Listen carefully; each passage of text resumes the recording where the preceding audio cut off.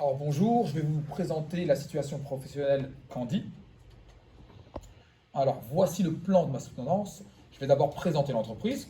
Ensuite, je vais évoquer la problématique, les missions confiées, les travaux réalisés et à la fin, je terminerai par une conclusion. Alors, c'est une chocolaterie. Candy est une chocolaterie industrielle. Elle fabrique du chocolat noir en plaquette de 125 grammes et du cacao en poudre en paquet de 250 grammes. Et j'ai été affecté au sein du service contrôle de gestion en tant que stagiaire. Donc, Candy, comme je vous l'ai dit, c'est une entreprise spécialisée dans la fabrication de chocolat noir et de cacao en poudre. Et une des missions qui m'était confiée est de paramétrer le tableur pour avoir un modèle de résultat analytique. L'autre mission, c'est de mesurer l'incidence de l'incorporation des matières grasses végétales. Et pour ça, je ferai une petite note de synthèse. J'ai fait une note de synthèse.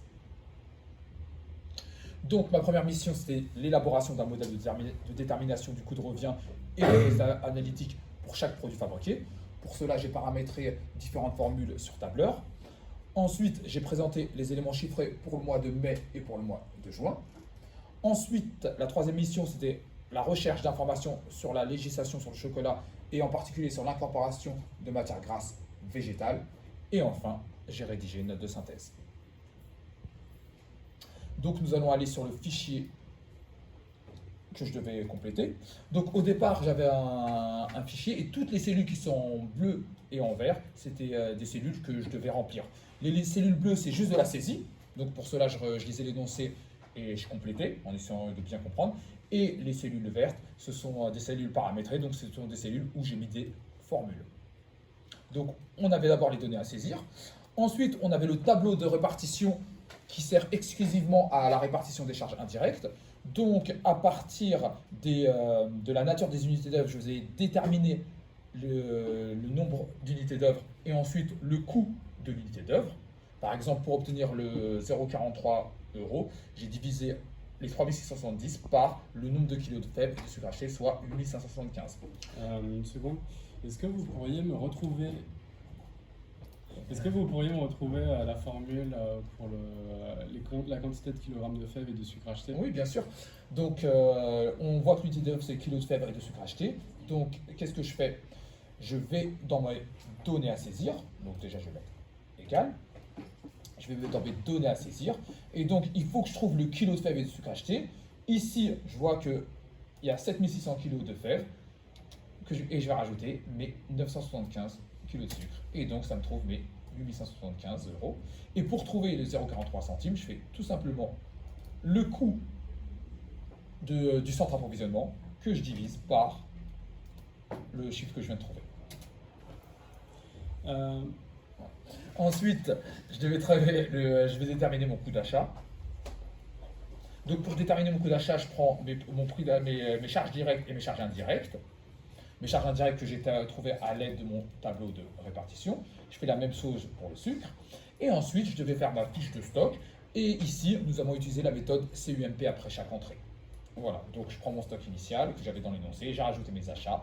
Et donc, ça m'a permis, à l'aide de ma formule paramétrée, de trouver le CUMP. Ok.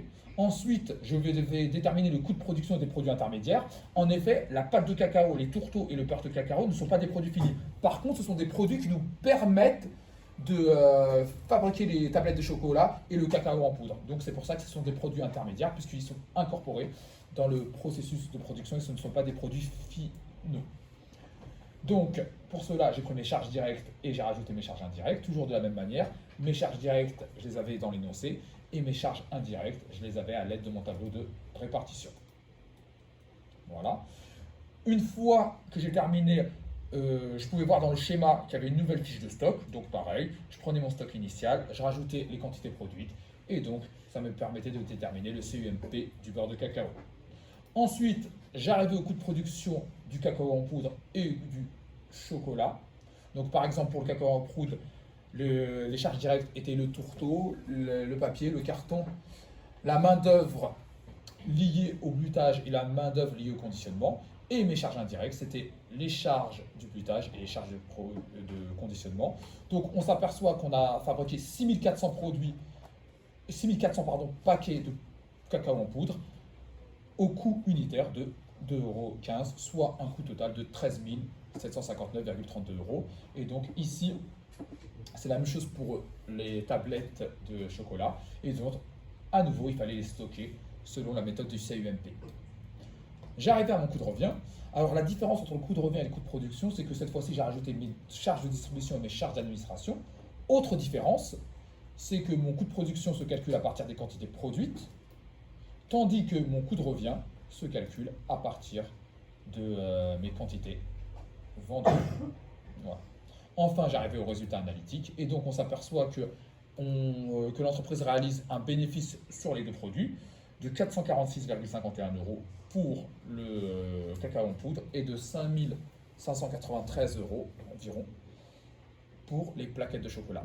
Ensuite, j'ai fait une macro. Cette macro me permettait d'avoir à nouveau des tableaux vierges et j'ai fait le même travail de saisie pour le mois de juin. Je n'ai pas reparamétré mes formules puisque je l'avais déjà fait.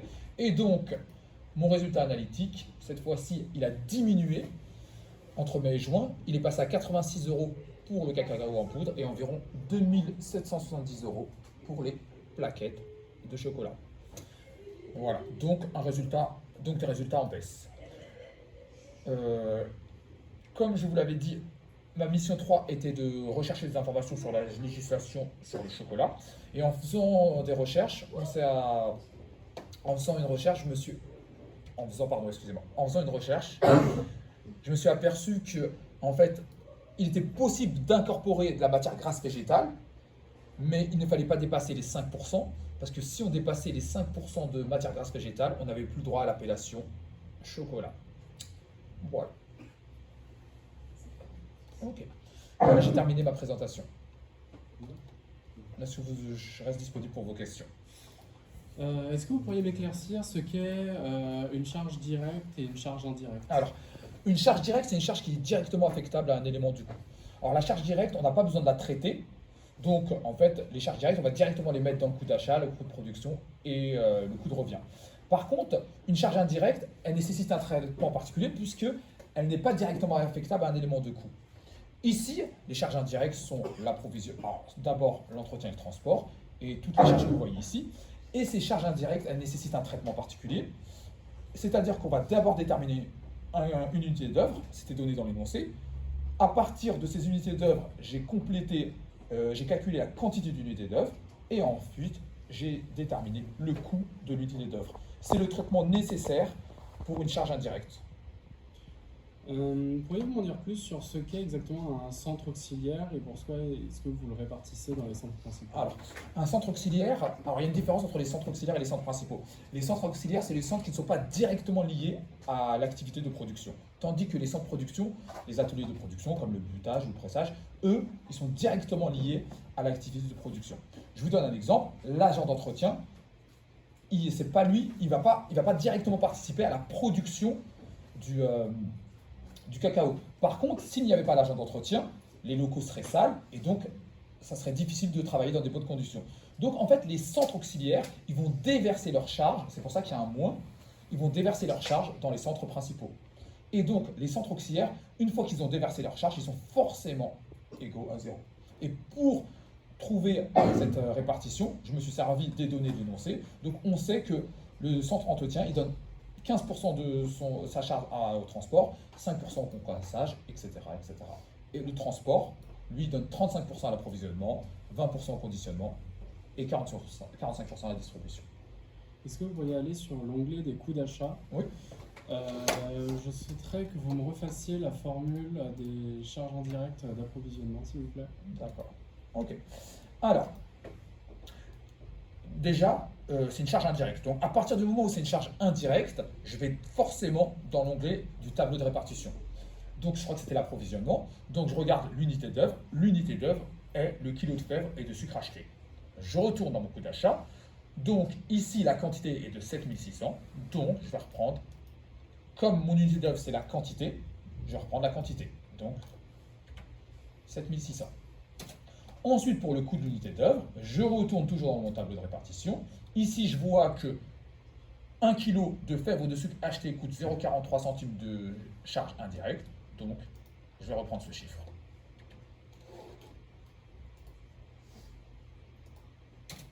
C'est la même chose pour le coût d'achat du sucre. Pour ensuite les comptes de stock de fèves, j'aimerais, si possible, que vous me refassiez les achats et les totaux, ainsi que m'expliquer la méthode actuellement utilisée à travers vos formules, ainsi que s'il existe d'autres méthodes ou non qui auraient pu remplacer la méthode actuelle. Ça fait beaucoup. Oui. Alors déjà, alors ici, on avait utilisé la méthode CUMP après chaque entrée. Alors cette méthode consiste à faire une moyenne des achats après chaque entrée. Et cette moyenne nous servira à la valorisation des produits qui sont sortis. Donc ici, comme je peux le voir, j'ai acheté 7600 kg de fèves. Voilà. Ces 7600 kg, ils ne m'ont pas coûté 1,25 €, mais m'ont coûté 1,68 €. Je prends toujours mon coût d'achat. Voilà. Je multiplie mes 7600 kg par mon coût unitaire d'achat. Ensuite, je fais le total. Donc, j'avais 990 € de stock plus 12 752 d'achat. Je divise par les quantités, qui sont 500 plus 7600. Et donc, en moyenne, 1 kg de fèves me coûte, pardon, j'ai fait une petite erreur, en moyenne, il coûte 1,70 €. Et automatiquement, mes sorties, c'est-à-dire les consommations pour la production de mon chocolat et de mon cacao en poudre, vont être valorisées à ce coût unitaire. Voilà. Il existe deux autres méthodes. Il y a la CUMP fin de période et la méthode première entrée, premier sortie. Très bien. Est-ce que vous pourriez aller sur le coût de production des produits intermédiaires? Veuillez m'effacer les 6 valeurs suivantes. C'est là? Celle-là, oui. D'accord. Alors, ok. Donc, c'est pareil, ce sont encore des charges indirectes. Donc, toujours, je vais dans mon tableau de répartition. Donc, le premier, c'est le concassage. Je vais dans mon tableau de répartition. C'est le kilo de fèves concassées. Ici, mon kilo de fèves de concassées, je le vois au-dessus, il est de 8000. Voilà. Je vais terminer ma ligne. Le coût unitaire, je l'ai toujours dans mon tableau de répartition. Il est de 0,14 centimes par kilo de fèves concassées. La deuxième charge indirecte, c'est la torréfaction. Toujours la même démarche. Pour la torréfaction, c'est le kilo de grains torréfiés. Et alors, le kilo de grains torréfiés, il est entièrement affecté à la pâte de cacao. Donc, je vais prendre toute la charge. Voilà. Et donc, toujours le coût unitaire. Et enfin, le broyage. Le broyage, il est où? Ce sont les heures machines. Je vais regarder les heures machines, comment elles sont affectées. Alors, les broyages, elles sont là. Les heures machines, elles sont de 120. Elles sont de 120 et elles sont entièrement affectées d'après mon schéma au départ. Elle s'est entièrement affectée ici, donc à la pâte de cacao. Donc, et le coût unitaire, c'est 15,50.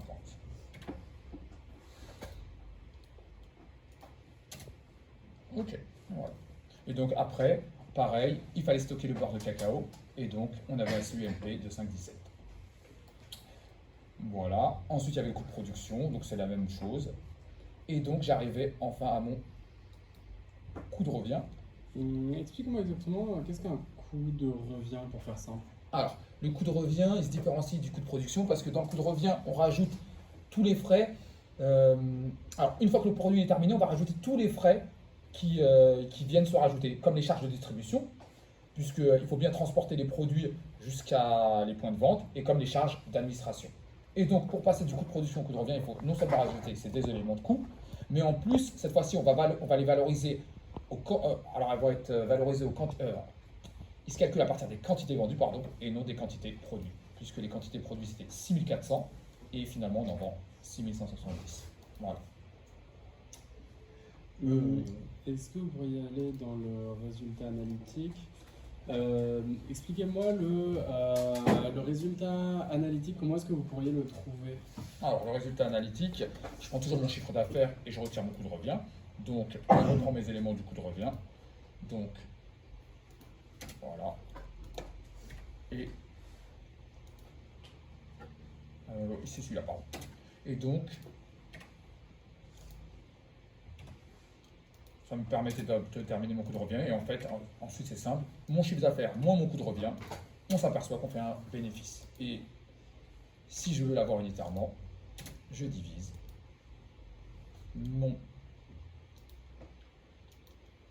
montant, ma marge, pardon, par le résultat analytique. Ok. Ensuite, attendez, je vais vous effacer ça.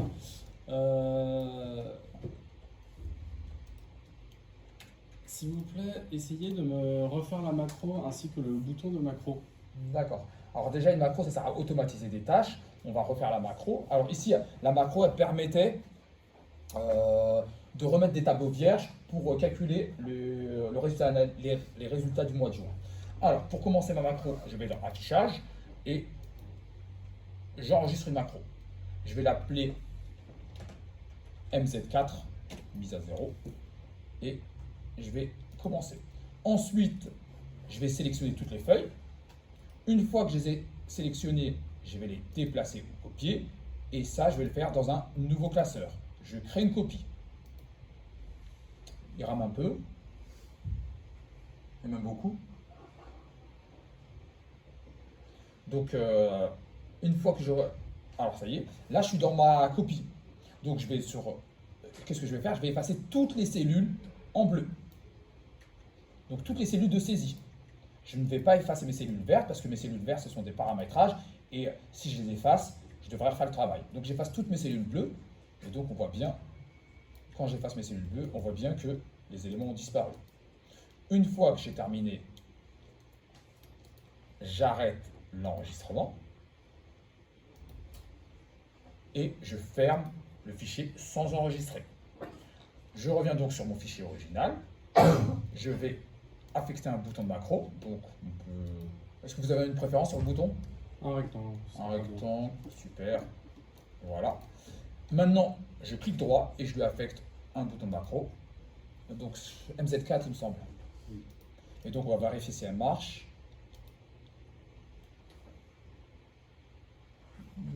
Ça rame un peu, mais ça n'a pas l'air trop mal, je pense. Voilà. Et donc, à partir de ce fichier vierge, j'ai pu faire mon fichier du mois de juin. Donc après, c'est beaucoup plus rapide que le mois de mai, puisque ensuite, j'ai qu'à saisir mes données que j'avais. Voilà. Et donc, voilà. Et donc, en comparant les chiffres de mai et de juin, j'ai pu m'apercevoir que le résultat a diminué. Et donc, qu'est-ce que j'ai fait? J'ai fait une petite note de synthèse que je vais vous montrer. Et en fait, dans cette note de synthèse, j'explique que les résultats baissent. Et donc, j'explique qu'on pourrait utiliser de nouvelles matières grasses végétales. J'ai trouvé qu'il y avait l'ILIP, l'huile de palme, le sal, le karité, le gommerie et le noyau de mangue. Je déconseille quand même l'huile de palme parce que c'est quand même une huile qui est assez nocive pour la santé. Et je pense qu'il vaudrait mieux rester avec l'éco actuel que plutôt prendre l'huile de palme. Je vais vous donner un exemple. À l'époque, il y avait eu une petite polémique sur l'huile de palme dans le Nutella.